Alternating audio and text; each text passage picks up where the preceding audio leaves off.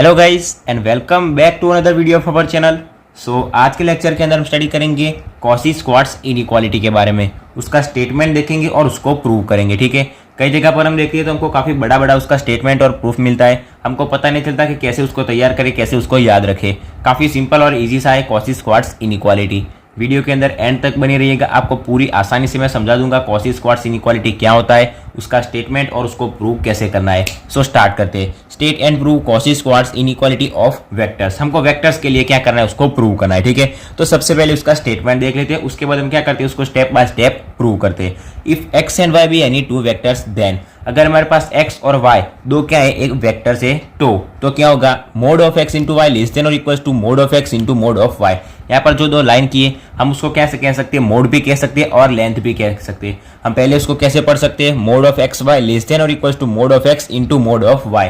दूसरे नंबर पर हम क्या पढ़ सकते हैं कि length of x y is less than और equal to length of x into length of y. हम दोनों में से कुछ भी पढ़ सकते हैं। ठीक है, ये हमारा स्टेटमेंट हो गया। स्टेटमेंट जो होता है उसी को हमको क्या करना होता है, प्रूव करना होता है। If x and Y be any two vectors, अगर x और y दो वेक्टर्स है तब क्या होगा, mod of x into y less than और equal to mod of x into mod of y। ये कौन सी इनइक्वालिटी है, कॉची स्क्वार्ट्ज इनइक्वालिटी। अभी हम उसका प्रूफ देखते हैं। काफी सिंपल और आसान सा उसका क्या है, प्रूफ है। प्रूफ सबसे पहले एक बात याद रखिएगा, याद रखिए कि जैसे हमने यहाँ पर एक्स वाई, यहाँ पर भी एक्स वाई, अगर हम x इक्वल टू 0 ले लेते तब क्या होगा, अगर यहाँ पर हम x इक्वल टू 0 रखेंगे सो 0 इंटू वाई क्या मिलेगा, हमको 0 मिलेगा। यहाँ पर भी अगर हम x इक्वल टू 0 पुट करते हैं सो 0 इंटू वाई हमको क्या मिलेगा, 0 मिलेगा।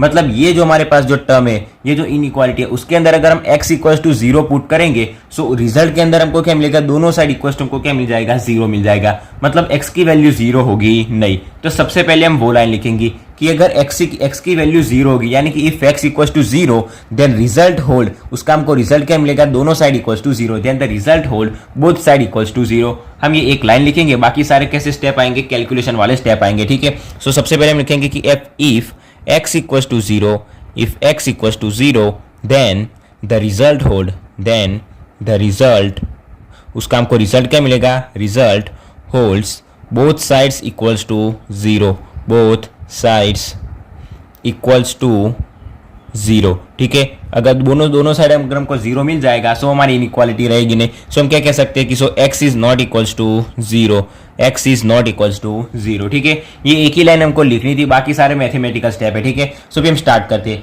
यहाँ पर हम क्या लेते हैं, कोई दो टर्म लेते हैं। नाउ वी टेक यहाँ पर हम क्या लेते हैं, now we take c equals to हम लेते हैं y बाय एक्स। ठीक है, c equals to y by X. अभी हम क्या करते हैं, ऊपर नीचे दोनों तरफ x से मल्टीप्लाई करते हैं, सो y इंटू एक्स और नीचे क्या आएगा, x इंटू एक्स। इसको हम कैसे लिख सकते हैं, x इंटू वाई लिख सकते हैं। नीचे x को कैसे लिख सकते हैं, मोड ऑफ x का स्क्वायर लिख सकते हैं। एक टर्म हम ये कंसीडर करेंगे कि c equals to y by x, उसके इक्वल्स टू हमको क्या मिलेगा, xy डिवीजन में क्या आएगा, मोड ऑफ x का स्क्वायर। कैसे आपको पता चल गया।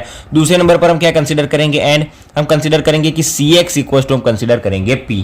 ये दो टर्म हमको क्या करना है, कंसीडर करना है, याद रखना है। ठीक है, अभी हम प्रूफ स्टार्ट करते हैं। सबसे पहले लाइन हम क्या लिखेंगे, मोड ऑफ y का स्क्वायर कैसे आता है वो मैं आपको समझाता हूं। इक्वल्स टू हम क्या लिख सकते हैं कि p plus y minus p का और मोड खत्म और उसका स्क्वायर। अभी ये टर्म कैसे है वो मैं आपको समझाता हूँ। यहाँ पर हमने क्या लिखा, हमको पता है कि हम y इक्वल्स टू y लिख सकते हैं, y इक्वल्स टू y लिख सकते हैं। लेफ्ट हैंड साइड का y वैसे का वैसा रखते हैं। यहाँ पर y की जगह हम क्या लिख सकते हैं, y वैसे का वैसा प्लस p और माइनस p। यहाँ तक complete y equals to y सबको पता है, ऐसा लिख सकते हैं। So y equals to y और plus p minus p cancel हो जाता है, हमने उसको लिख दिया। अभी y इक्वल्स टू क्या लिख सकते हैं, प्लस p को आगे लिखेंगे और प्लस y माइनस p का क्या बना देंगे, ब्रैकेट, और y माइनस p का बना देंगे ब्रैकेट। दोनों साइड स्क्वायर करेंगे, सो मोड ऑफ y का स्क्वायर इक्वल्स टू क्या लिख सकते हैं, mod of p plus bracket के अंदर y माइनस p, उसका क्या मिलेगा, स्क्वायर। सो यही टर्म हमने यहाँ पर क्या लिखा है, लिख दिया है। ठीक है, क्या करेंगे, y इक्वल्स टू y रखेंगे, इस तरफ प्लस p माइनस p करेंगे, प्लस p को अलग रखेंगे और y माइनस p करेंगे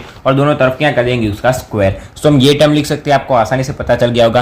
यहाँ पर दोनों का स्क्वायर अलग अलग दे देते हैं क्योंकि यहाँ पर हमारे पास मोड है, लेंथ है। ठीक है, सो मोड ऑफ y का स्क्वायर इक्वल टू यहाँ पर हमारे पास मोड है, सो हम क्या लिख सकते हैं, मोड ऑफ p का square plus mod of y minus p का स्क्वायर। अभी एक बात याद रखिए, mod of y minus b का स्क्वायर। अगर हम ये टर्म को कैंसिल कर दे, क्या कह रहा हूं मैं कि अगर हम ये टर्म को कैंसिल कर दे, ये टर्म और ये टर्म, यहाँ पर हमारे पास देख सकते हैं ये टर्म बड़ा हो सकता है, ये टर्म भी बड़ा हो सकता है। अगर हम ये टर्म को कैंसिल कर दे सो राइट हैंड साइड वाला टर्म कैसा हो जाएगा, छोटा हो जाएगा, मतलब लेफ्ट साइड वाला टर्म कैसा हो जाएगा, बड़ा। सो मोड ऑफ y उसका स्क्वायर और यहाँ पर क्या रखेंगे कि p का स्क्वायर। ये टर्म को कैंसिल करेंगे तो ये टर्म छोटा हो जाएगा, ये बड़ा हो जाएगा। सो बड़े को हम क्या लिख सकते हैं, ग्रेटर देन और इक्वल टू, उसके इक्वल भी हो सकता है, तो हमने क्या लिखा, ग्रेटर देन और इक्वल टू। ठीक है, हमने ये टर्म को कैंसिल कर दिया तो हम क्या लिख सकते हैं, greater than equal to p का स्क्वायर। ठीक है, अब इसको जीरो भी कंसीडर कर सकते हैं। ठीक है, अभी हमारे पास क्या है p, और p की वैल्यू हमारे पास क्या है cx, so mode of y का स्क्वायर। जब हम p की वैल्यू cx रखेंगे तो दोनों साइड क्या हो जाएगा, बीच में इक्वल हो जाएगा। सो p की वैल्यू हम रखेंगे cx,